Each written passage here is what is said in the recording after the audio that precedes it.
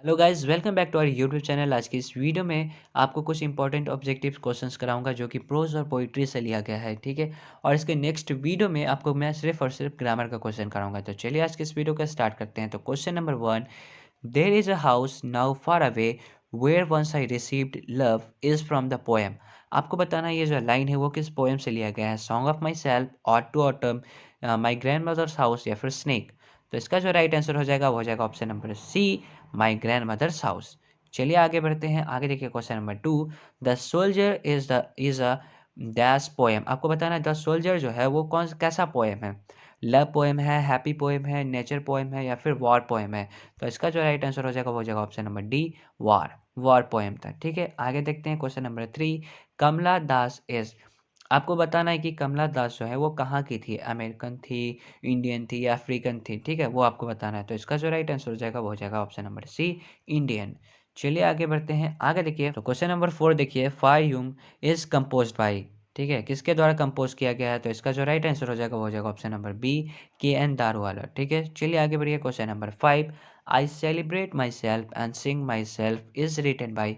ये जो लाइन है, ये जो कविता है, वो किसने लिखा है। ठीक है, किसके द्वारा लिखा गया है। तो इसका जो राइट आंसर हो जाएगा वो हो जाएगा option number A, Walt Whitman. आगे देखिए question number 6, the word drama comes from a dash word. तो वो वर्ड जो ड्रामा है वो कहाँ से लिया गया है, किस वर्ड से लिया गया है। तो इसका जो राइट आंसर हो जाएगा वो हो जाएगा ऑप्शन नंबर सी, ग्रीक शब्द से लिया गया है। चलिए आगे बढ़ते हैं। आगे देखिए तो क्वेश्चन नंबर 7 देखिए, the snake looked at the poet. तो ये इसमें बोला जा रहा है कि द जो स्नेक है वो पोएट को कैसे देखता है। हैप्पीली देखता है, सैडली देखता है, कंफ्यूजिंगली देखता है या फिर वैगली देखता है। तो इसका जो राइट आंसर हो जाएगा वो हो जाएगा ऑप्शन नंबर डी। ठीक है। चलिए आगे बढ़ते हैं। आगे देखिए question number 8, the speaker in fire human belongs to dash religion. तो आपको बताना है कि ये फायर ह्यूमन के जो स्पीकर हैं जिन्होंने कहानी को बताया है वो उनका जो धर्म है वो कौन सा है। तो इसका जो राइट आंसर हो जाएगा वो हो जाएगा ऑप्शन नंबर सी। चलिए आगे बढ़ते हैं। आगे देखिए 9 number question, Macavity is full of happiness या फिर सेल्फिशनेस या फिर सैडनेस या फिर डिलाइटफुलनेस। तो इसका जो राइट आंसर हो जाएगा वो हो जाएगा ऑप्शन नंबर डी, डिलाइटफुलनेस। ठीक है। चलिए आगे बढ़ते हैं। Question number 10, CB was a 12 years, यहाँ पे ईयर्स होगा। ठीक है, ईयर नहीं होगा। CB was a 12 years old dash boy. तो इसका जो राइट आंसर हो जाएगा वो हो जाएगा जापानीज। ठीक है, वो जापान का था। यहाँ पे एस कर लीजिएगा। ठीक है, 12 ईयर्स ओल्ड। ठीक है। आगे बढ़ते हैं। आगे देखिए 11 number question, our ancestors enjoyed dash rule. तो इसका जो राइट आंसर हो जाएगा वो हो जाएगा option number B, home rule. ठीक है। चलिए आगे बढ़ते हैं। आगे देखिए 12 number question, Martin Luther King dislikes dash discrimination. जो मार्टिन लूथर किंग जूनियर जो थे उनको किस प्रकार का भेदभाव, डिस्क्रिमिनेशन मतलब होता है भेदभाव, किस प्रकार का भेदभाव उनको पसंद नहीं था। तो इसका जो राइट आंसर हो जाएगा वो हो जाएगा ऑप्शन नंबर डी, रैशियल, यानी कलर के आधार पे जो भेदभाव होता है वो नहीं होना चाहिए। जैसे गोरे और काले में जो बहुत ज़्यादा भेदभाव हो रहा था वो नहीं होना चाहिए, वो ऐसा बोलते थे। ठीक है। आगे देखिए 30 नंबर क्वेश्चन, पर्लेस bug is an dash writer. तो आपको बताना है कि पर्लेस बग जो है वो कहाँ के राइटर हैं, अमेरिकन, ईरानियन या फिर इंडियन या फिर अफ्रीकन। तो इसका जो राइट आंसर हो जाएगा वो हो जाएगा ऑप्शन नंबर ए, अमेरिकन।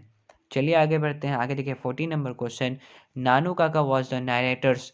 जो नानू काका थे वो नरेटर के क्या लगते थे। तो उनके मामा लगते थे, यानी maternal uncle. Option number A बिल्कुल सही होगा। आगे देखिए 15 number question, CB was passionately interested in. CB को किस चीज़ का मतलब पैशन था, किस चीज़ को जमा करना उसको अच्छा लगता था, किस चीज़ में उसका इंटरेस्ट बहुत ज़्यादा था। तो उसका जो इंटरेस्ट था वो गॉड्स में था, है ना, जिसको लॉकी बोलते हैं। उसको कलेक्ट करना बहुत अच्छा लगता था। आगे देखिए 16 number question, Benji understood about the business of.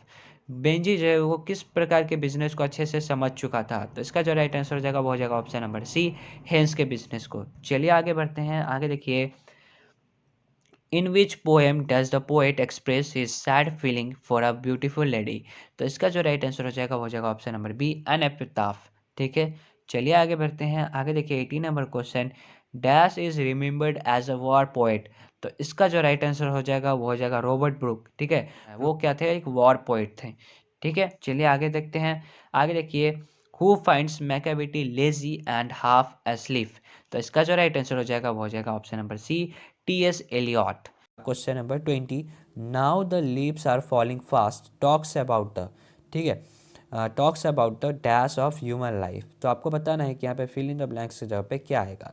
तो इसका जो राइट आंसर हो जाएगा वो हो जाएगा ऑप्शन नंबर ए, फ्रस्ट्रेशंस। ठीक है, फ्रस्ट्रेशंस के बारे में बात किया गया है।